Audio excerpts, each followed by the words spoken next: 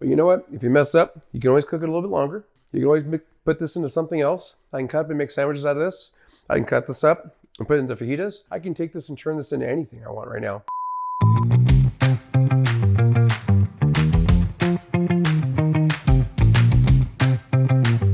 So today we're doing the Teres Major, which is kind of the Mock Tenderloin.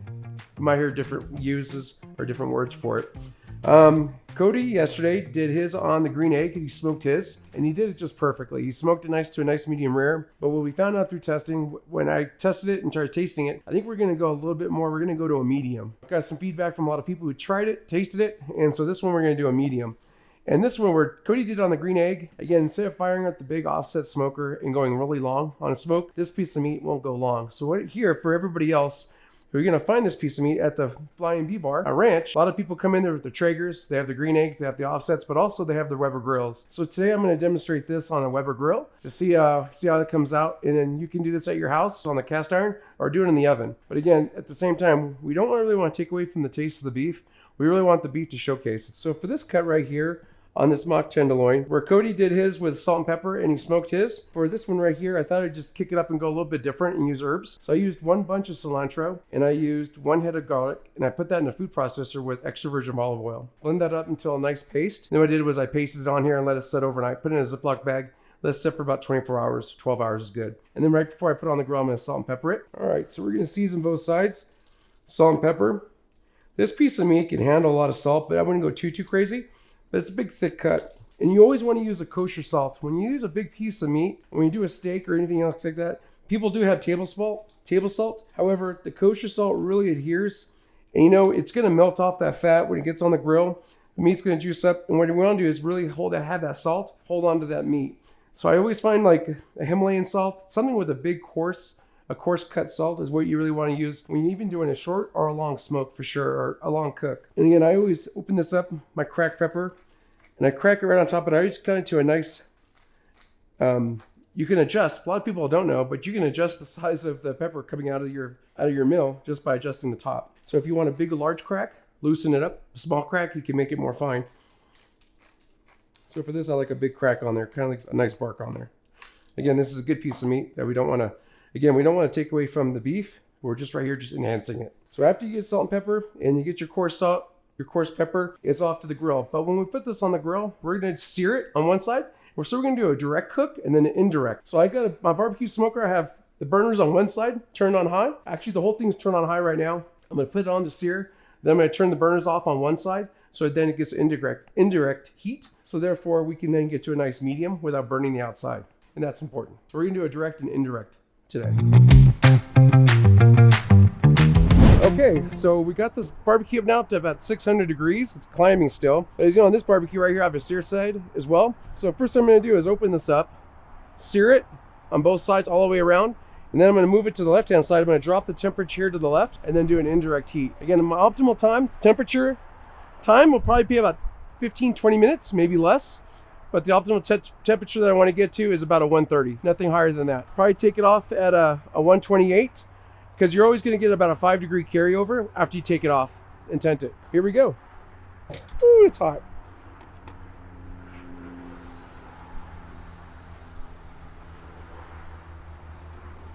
We're going to leave that on there for about 2-3 minutes. Get some nice grill marks all the way around, and I'll show you how to do that. So it's been about 2 minutes now. We're going to take this. What we're going to do is leave it on the same side, but what we're going to do is take this and put it that way. We're going to go 45 degrees on this, so it gives the nice grill marks. And probably push that down so it leaves a nice grill. And I'll show you when we turn it over again. Leave that on there for another 2 minutes. Okay, now, so it's been about 4 minutes now.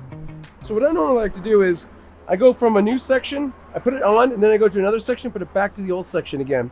Why? Because this gives time for that part of the grill to get warmed up. As you can see, some grill marks are on there. Got some nice grill marks on that one right there. And keep it on this one. Again, these are going to cook a little bit faster than this big old hunk of meat.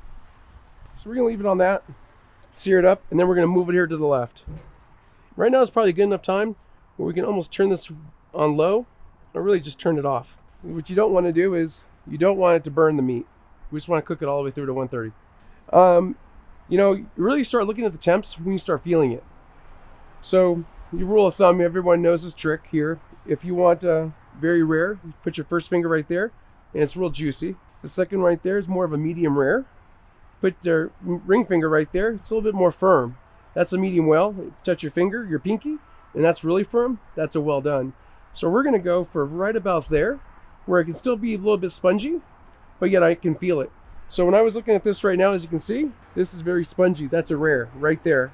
So as you can see, that's that first finger right there, and that's very, very rare. When you go to a lot of steakhouses, when you do enough steaks and they sip, they can only do it by feel. And they'll just fill the steak and fill, by then they don't even have to temp the steak anymore. Rule of thumb, always take it off 5 degrees less than where you're at right now, especially cooking at a high temp, because it's gonna carry over. When you take that meat off and we're gonna tent it, the temperature of the meat is still gonna rise by another 5 degrees. All right, we're gonna flip it over. Now we're gonna move it. Very nice, look at that. Now we're gonna move to this side of the grill. And actually, if you think about it this way also, all the heat's coming this way. You can see this little tip right here. We want to move that around. We want a lot of the heat to hit this side of the butt right here, because it's going to cook this way indirectly. And you see right here, this one is almost done. Probably cut into these here in a little bit. That one's a little spongy still. There we go. Now we're cooking indirect. And so the people up, but I've got it close right here to the fire. If I need to, I can always move it to the left. If it's getting too cooked up here, too fast, or it's cooking too fast, or I can move it more to the right if I need to.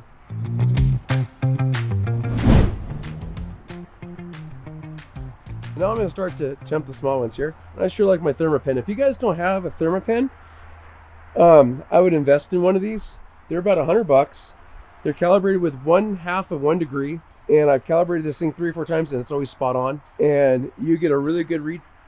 And also, when you're cooking chicken and things like that, and you have kids, you really want to be safe. And this really is, I look at more of this for safety than anything else. It also does help you produce a really good product. So I'm at 160. I'm way over temp on this one. I think this one's going to come off. And this one, we're at 145. That's one's going to be way over too. Okay. And since I'm doing that, I'm going to temp this big thing. Okay, right now we're at 97. Okay. We still got some time on this one. Again, we're looking for just a nice medium. All right, so this might take a little bit longer than I thought, more than 20 minutes. You can still see it's still spongy there, so it's still rare in the middle, medium rare. What we're trying to do right here is get it to right there. See, I can feel it right there. See, it's a little firm. Don't need to temp it right now. I already know it's about a 115, less than a 120 for sure. Okay, so it's been about 15 minutes on that. We're coming out here to check the meat. Again, I always go by the sponge test. You can see it's starting to firm up pretty nicely here. All the way around, it's really nice. We're gonna take its temp. Go right into the middle, about an inch in there. 135, 130, that's about right, 135. That makes sense. Okay, so you gotta remember, it's gonna have a 5 degree carryover. So we're gonna put this on the tray right here. We're gonna tent it. Turn off our flames, we're done. Let's go inside, we're gonna wait 5 minutes to cut her open. Let's go inside. So we pulled it off the grill. We believe it's a nice medium right now. We let it tent for about 5 minutes. Again, you always wanna tent your meat, no matter what, ever cook a steak, cook a burger. Burgers not so much, but steaks, roast, things like that. You always wanna at least wait 5 to 10 minutes, tent it, so all the meat can just absorb back all those juices. Because sometimes you'd hate it when you cut into a piece of meat and the juices run everywhere. So here we are. We're gonna cut right down the middle. And there it is, a nice medium. And that's what we're going for, not a rare, but a medium. And that's what we're looking for. All right, so Zach, I'm gonna cut some pieces for you. Tell me what you think. I'm gonna start with this one. I think this side's gonna be a little bit more well done. We're gonna just go right down the line.